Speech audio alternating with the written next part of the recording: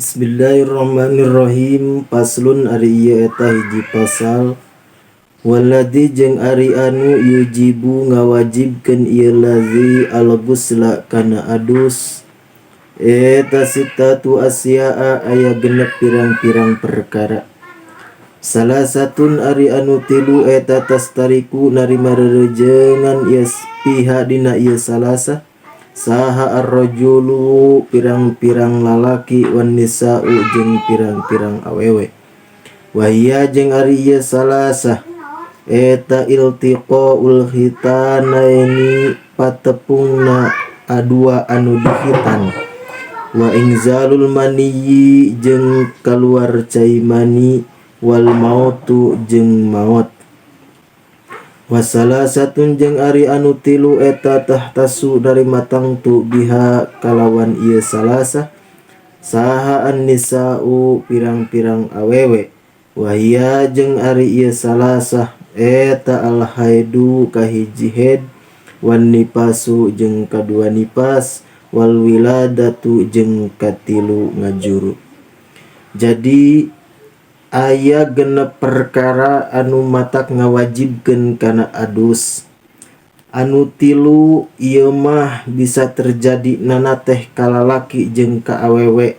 Ketika anu tilu ieu keuna ka lalaki atawa ka awewe, maka eta lalaki jeung awewe teh wajib adus. Mana anu tilu teh? Iltiqaul hitanaini kahiji ketika patepungna dua anu dikeureut, maka eta jalma teh wajib adus. Tegasna mah ketika hasapah lalaki asup kana parjina awewe, maka eta lalaki jeung awewe teh wajib adus. Sok sanajan memang asup nama asup pungkul teu kaluar cai mani, tetap wajib adus.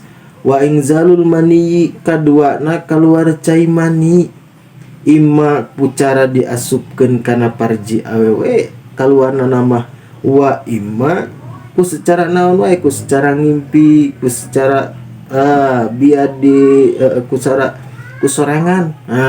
Di mana-mana kaluar cai mani maka tetap wajib adus.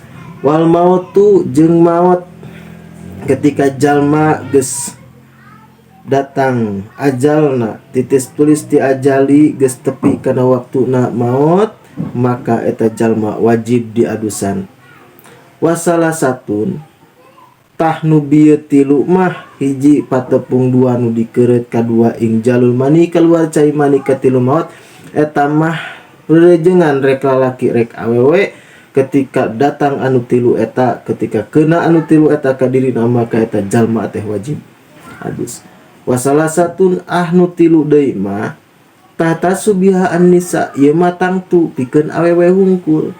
Mana hiji haid, ketika awewe datang haid, ketika raat atawa eureun tina haid eta maka wajib adus. Wan nipas kadua nipas, wal wiladah katilu ketika anjeunna ngalahirkeun maka anjeunna wajib adus.